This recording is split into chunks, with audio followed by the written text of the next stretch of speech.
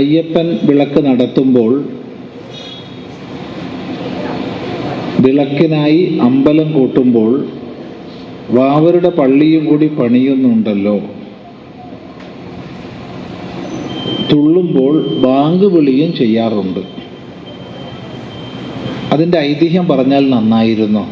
വിവരക്കേട്, ഒറ്റ വാക്ക്, വേറൊന്നുമില്ല. വിവരക്കേടെന്നല്ലാണ്ട് വേറൊന്നും പറയാനില്ല. നമ്മൾ സാധനം കണ്ടിട്ടില്ല, അയ്യപ്പൻ വിളക്ക് കണ്ടിട്ടില്ല, ഇങ്ങനെ വടക്ക് ഭാഗത്ത് എല്ലായിടത്തും ചെയ്യണതായിട്ട് അറിയില്ല.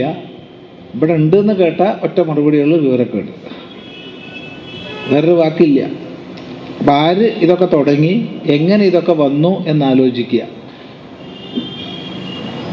ഇനി പറഞ്ഞു കേട്ടിട്ടുണ്ട്, ഈ വാഴയുടെ പോള കൊണ്ടൊക്കെ അമ്പലം ഉണ്ടാക്കിയിട്ട് വാവരുടെ വേഷം കെട്ടിയ ആൾ അത് ചവിട്ടി പൊളിക്കുന്നതും ഉണ്ടത്ര ചില നാട്ടിൽ. ഇവിടെ ഉണ്ടോയെന്ന് അറിയില്ല, ഉണ്ടെങ്കിൽ കേമായി. അല്ല, വളരെ പ്രതീകാത്മകമായിട്ട് ഒരു സന്ദേശം കിട്ടിയല്ലോ. വാവരുടെ വേഷം കെട്ടിയ ആൾ ഈ അമ്പലത്തിൻ്റെ രൂപം ഉണ്ടാക്കിയിട്ട് അത് ചവിട്ടിയാണ് പൊളിക്കുക. അസലായില്ലേ? ഇത് ചെയ്യുന്നവൻ്റെ പേര് ഹിന്ദു, വേറൊന്നും പറയാനില്ല. ഇനി തുള്ളുമ്പോൾ ബാങ്ക് വിളിയും ചെയ്യാറുണ്ടെന്നാണ്. എന്താ ബാങ്ക് വിളിക്കണത്? അതിൻ്റെ അർത്ഥം എന്താ?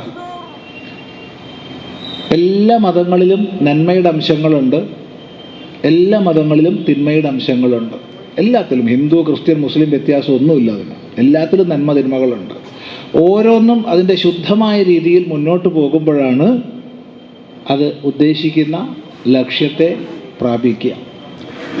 അപ്പം ഈ തക്ബീർ മുഴക്കുക എന്ന് പറഞ്ഞാൽ അർത്ഥം ഒരു പ്രദേശത്തുള്ള ജനങ്ങളെ ആരാധനയ്ക്ക് സമയമായി എന്നറിയിച്ചിട്ട് വിളിക്കുന്ന ചടങ്ങാണ്. ആ പ്രദേശത്തുള്ള ആ മതവിശ്വാസികളായ ജനങ്ങളെ വരൂ വരൂ, നമസ്കരിക്കാൻ സമയമായി എന്ന് വിളിക്കുന്നതാണ് തക്ബീർ അഥവാ ബാങ്ക്.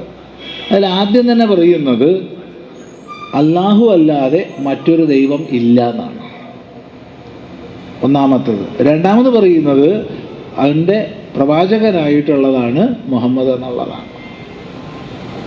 അപ്പം മറ്റൊരു ദൈവമില്ല എന്ന് ഉറപ്പിച്ച് പറയുന്നത് ഈ അയ്യപ്പ വിളക്കിൻ്റെ ഭാഗമായി വിളിച്ചാൽ എന്താ അതിന് പറയുക?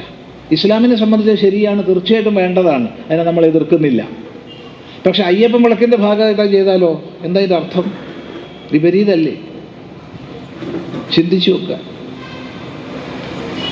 അതുകൊണ്ട് എന്താണ് അത്തരം ആചാരത്തിൻ്റെ ഐതിഹ്യം എന്ന് ചോദിച്ചാൽ ഒറ്റ മറുപടി വിവരക്കേട്, വേറൊന്നുമില്ല. ദയവ് ചെയ്ത് സ്വന്തം ചെയ്യണത് എന്താണെന്ന് ആലോചിക്കുക, എന്നിട്ട് ചെയ്യുക.